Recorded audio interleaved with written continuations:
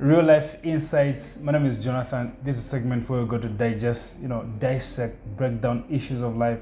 And I'm chilling with one of the best finance and investment expert, partner at Kukula Capital, Jito Kayumba. Jito, welcome to the Real Life Insights. Thank you. Every time you say one of the best, I feel like quoting DJ what's his name? Khaled? DJ Khaled. We the best. We the best. All right. Okay. Sure. Why is there a huge difference between the rich and the poor? Oh my gosh, that's a powerful question. We live in a very unfair world, right? Why is there a huge difference? I think that, first of all, there is limited access to resources. And sometimes there are people who are given an upper hand, right? So historically, it depends on which environment. In the US, you've got various reasons for that, right? You've got historical elements of slavery, you've got different classes that were put in different ways based on certain communities who, let's say, arrived there, who had access to an amount of land and control of means of production and so on. In the African context, it's pretty much run by, let's say, the political elite. Yeah. Then you've got another elite which is connected more to the private sector, which mostly is foreign. Then you've got the rest, of the masses. So the middle class is largely, the civil service, and then you've got sort of, the blue collar sort of environment. Now, in a country where you don't have, like Zambia is an $18 billion economy, right? GDP is not very high. You've got roughly 80 million people. That means we've got a $1,000 GDP per capita. Essentially, every Zambian per year generates about $1,000 in value, let's say, roughly. That's not a lot of money, right? Annually. So when you think about it, and you think of, the sort of lack of access to, let's say, education for a certain number of people. It's a lack of access to nutrition, to affordable food and things of that nature. So, that's such a huge, I think that's a question that's a very sociological one. It requires a bit of an explanation as to what makes things happen in the way they do. Yeah. Of course, Sub-Saharan Africa, particularly Zambia as an example, where we are, and has elements of, that, like I said, dictate who owns what, right? Sometimes it's based on a community. It could be an ethnic group.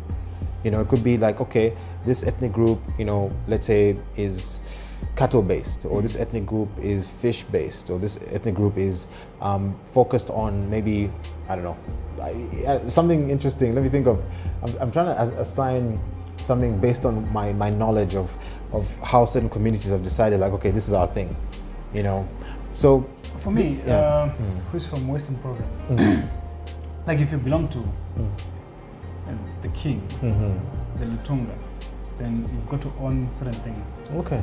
Yeah, so some certain property is apportioned to you, or farms, cattle and things like that. So if you're born from that family, then automatically you are... Absolutely. You're definitely privileged. Of course, there's hereditary wealth, right? That could be concentrated in a community.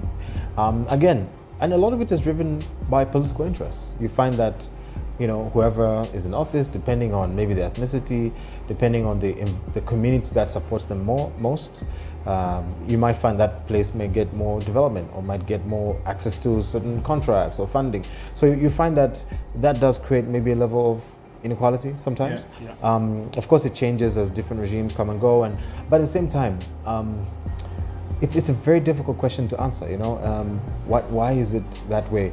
I don't believe people are naturally where they are because they just are where they are. I mean, I'll give you an example. Me, when I was a kid, right, and I tell the story pretty often. I was being driven to school. I was very fortunate to have a parent who was working in government at the time, in the military. So you're driving, you live in a certain home and so on. So that you're privileged immediately by the fact that you're being driven to school. And then you look out the car window, there's a kid your age who's walking barefoot. Now, to me, it was a very important realization of the unfairness of life, right? Because it's like a lottery. I rolled the dice somewhere and I landed where I was at, and then others rolled the dice being other places. Some people are in the royal family, some people are, in a mine somewhere. There's so many different things that happen by virtue of just our birth, where we have no control. But I believe we're all equal. We all have value. We all mentally competent, well, those things. But our access to knowledge, access to certain things is limited. Access to resources is different. I feel it's something that we need to correct. And as Africans, we're led by Ubuntu. Yeah. We need to take care of more of each other, right? Creating social safety nets, providing for those who don't have, providing access to education freely, access to many things that should create some sort of a level playing field. So everybody has a fair shot at good jobs, business, and so on, and it not be based just on certain. Of course, connections happen. It's this thing. It gets life. We talked earlier about networking. Yeah. That's connections. That's So yeah. So that's how I would sum it up.